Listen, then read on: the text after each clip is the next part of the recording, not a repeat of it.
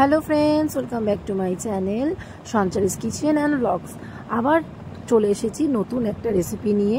আজকের রেসিপি হলো এগ সোয়া কোফতা কারি। তাহলে চলো দেখে নিই কীভাবে রান্নাটা করলাম। সোয়াবিনটাকে আমি প্রেশার কুকারে সেদ্ধ করে নিয়েছি, সাথে ডিমও সেদ্ধ করে নিয়েছি। সোয়াবিনটাকে ভালো করে জল ঝরিয়ে রেডি করলাম। এবার এর মধ্যে দিয়ে দিচ্ছি গ্রেট করা ডিম সেদ্ধ।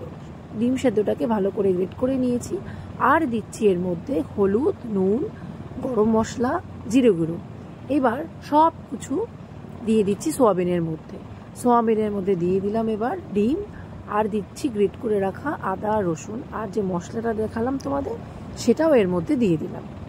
এইবারে সব কিছু দিয়ে ভালো করে হাতের সাহায্যে সুন্দর করে এটাকে মেখে নিতে হবে।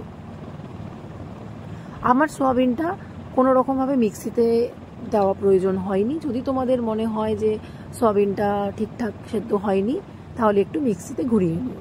এবার এর মধ্যে দিয়ে দিচ্ছি বাইন্ডিংয়ের জন্য বেসন। বেসনটাকে দিয়ে ভালো করে আবার সুন্দর করে মেখে নিচ্ছি। মাখাটা রেডি রেখে দিয়েছিলাম ফ্রিজে কিছুক্ষণ, তারপর বার করে হাতের সাহায্যে এরকম বল বল বানিয়ে নিলাম। এবার কি করবো, এগুলোকে ভাজতে হবে। কড়াইতে তেল বসিয়ে দিলাম, সাদা তেল দিয়েছি কড়াইতে। তেলে এক এক করে এবার ছেড়ে দিলাম। তেলটা ভালো করে গরম করে নেবে। তারপরে এক এক করে বলগুলো, এক্সোয়া বলগুলো এক এক করে তেলের মধ্যে ছাড়বে। এই সময় কিন্তু আঁচটাকে বাড়িয়েই রাখবে। এটা ভাজার সময় আঁচ একদম কমাবে না, তাহলে কিন্তু ফেটে যাবে। গরম গরম থাকবে আর একদম ফুটন্ত তেলেই এগুলোকে ভাজবে। সব কটা বল আমি ভেজে নিয়েছি, দেখতে পাচ্ছ কি সুন্দর লাল লাল লাগছে। এবারে ওই ভাজা তেলেই আমি দিয়ে দিচ্ছি এলাচ, লবঙ্গ, দারচিনি, ফোড়নটা দিয়ে দিলাম। সুন্দর একটা গন্ধ বার হলে দিয়ে দেবে এর মধ্যে পেঁয়াজ কুচি। আমি দুটো মাঝারি সাইজের পেঁয়াজকে একদম ছোট ছোট করে কেটে নিয়েছি, দিয়ে দিলাম তেলে। এবার ভালো করে লাল লাল করে একদম ভেজে নিতে হবে। এর মধ্যে এবার দিয়ে দিচ্ছি গ্রেট করে রাখা আদা আর রসুনটাকে দিয়ে পেঁয়াজের সাথে ভালো করে ভেজে নিতে হবে, যাতে আদা রসুনের গন্ধ একদমই না থাকে। দেখতে পাচ্ছ কি সুন্দর পেঁয়াজটা লাল লাল হয়ে গেছে। এবার এর মধ্যে দিয়ে দিচ্ছি একটা ছোট সাইজের টমেটো কুচি। টমেটোটাকেও ছোট ছোট করে কেটে নিয়েছি, সুন্দর করে পেঁয়াজের সাথে ভেজে নিচ্ছি। টমেটো একদম যেন সুন্দর নরম হয়ে যায়, সেইভাবে তোমরা এটাকে ভাজবে। এবার এখানে একটা মশলা তৈরি করেছি।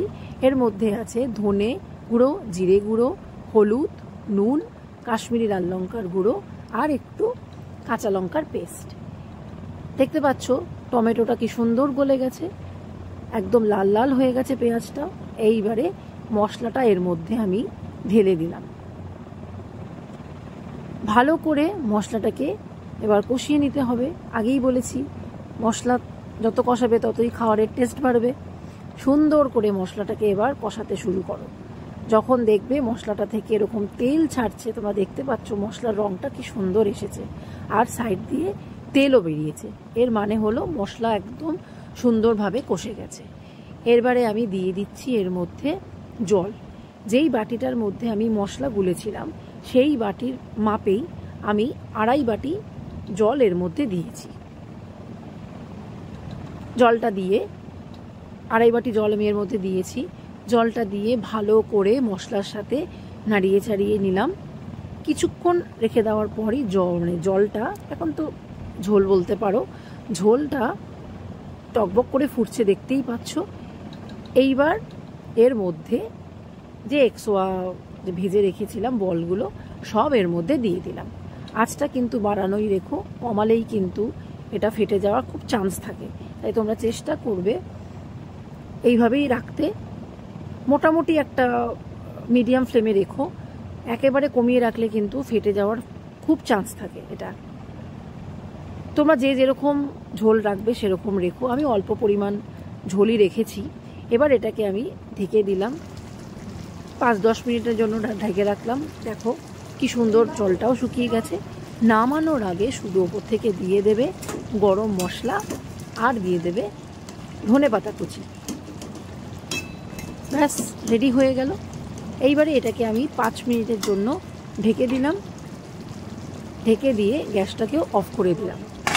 চলো 5 মিনিট পর তোমাদেরকে ডিশ আউট করে দেখাই। দেখো কত সুন্দর লাগছে দেখতে।